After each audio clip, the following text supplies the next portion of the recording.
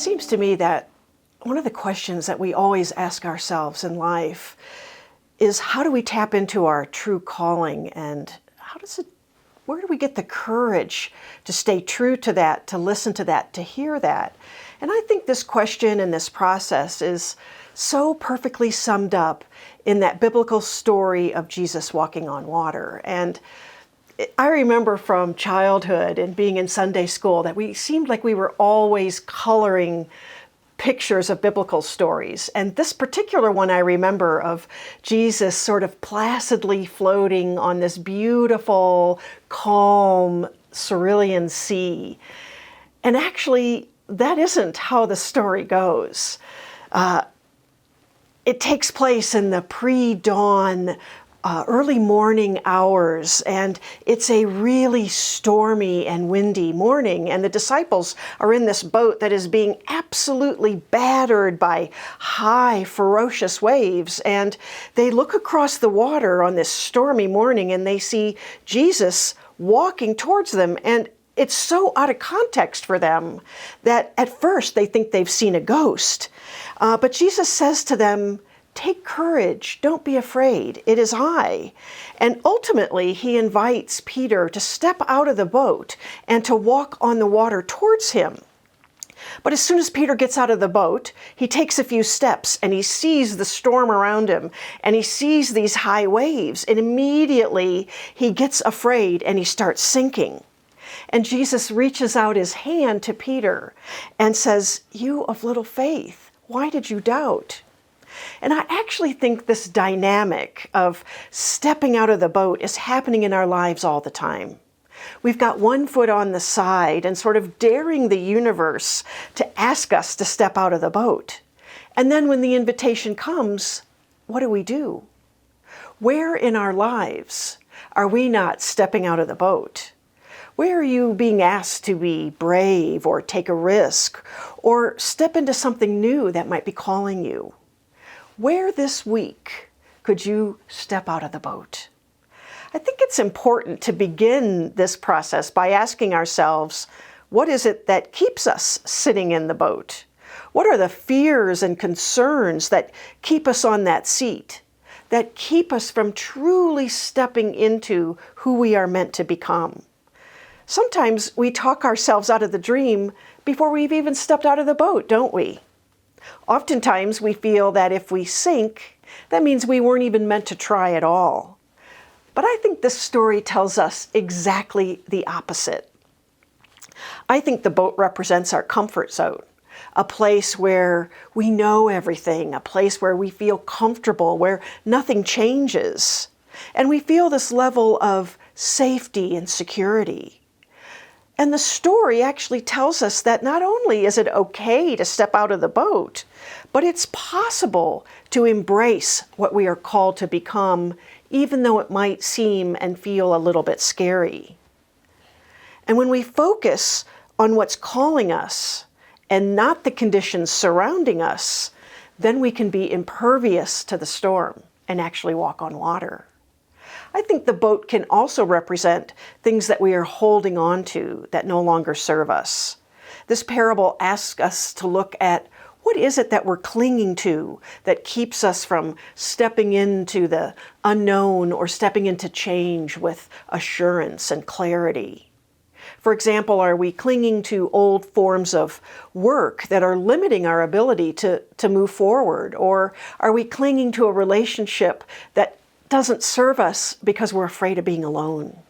Parker Palmer wrote a book called Let Your Life Speak, and in it he said, "Before you tell your life what you intend to do with it, listen for what it intends to do with you.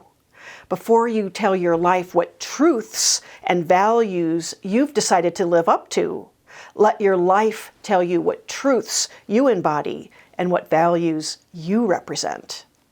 And in the process of this discovery, we're going to make mistakes because that is just all part of it. I think it's far better to step out of the boat and risk sinking than to never step out of the boat at all. And we're often wired to give more credence to the negative than the positive. Sometimes we focus on what we can't do rather than what we can do. The spiritual truth about each and every one of us is that we are enough and we're perfect just the way we are. And we were put on this earth to do magnificent things. I think the second lesson is understanding what does it actually take to step out of the boat and walk on water. It seems impossible, doesn't it? I mean, it seems against all the laws of gravity and nature. And people often talk about choosing our calling, but I think it's the other way around. I think our calling chooses us. Steve Jobs said, "Your time is limited, so don't waste it living someone else's life. Don't let the noise of others' opinions drown out your own inner voice. And most important, have the courage to follow your heart and intuition. They somehow already know what you truly want to become. Everything else is secondary." And this is what the universe was calling Peter to do, to step out of the boat with faith.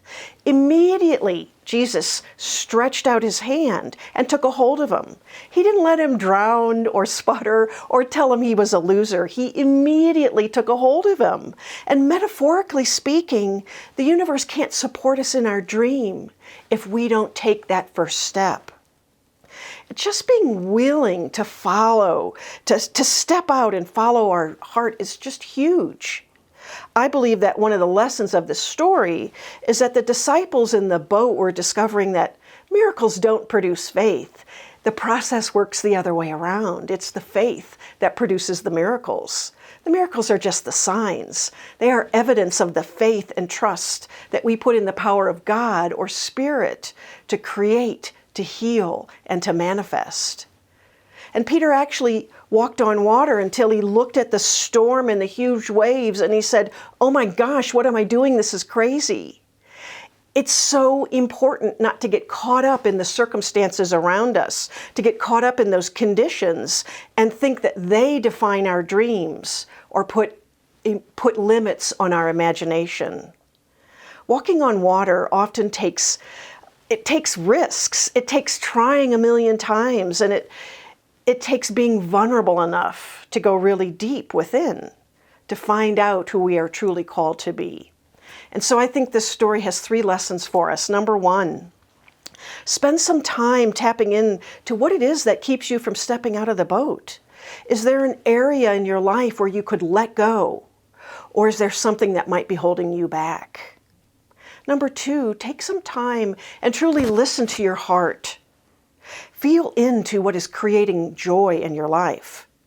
And take a few minutes this week to think about what is it that you would most like to do or become. And 3, it doesn't take a miracle to answer our calling. It just takes faith to step out of that boat and know that the universe will partner with us in manifesting what our heart is calling us to be. And so this week, make a commitment to do one thing that brings you joy. Because the truth of the matter is that in the midst of any storm, we are divinely created to walk on water. And so it is. So I just enter into this prayer with a deep sense of gratitude and recognition that there is the very activity and the movement of God taking place right here, right now, in the midst of these words, bringing forth a deep awareness of my own oneness with the infinite Creator and of the connection that is so personal and intimate with that one life of God and all life that exists. And so my heart just opens up with this deep gratitude in a place of knowing that this opportunity to speak my word is a blessing to all who hear it. And what I call forth in each of us is a deeper and wider opening to the realization that we are one with that infinite creative force of God. And that the wisdom and the love that creates all life moves through us each as individuals. And so I recognize that there is a profound sense of harmony that moves into each of us.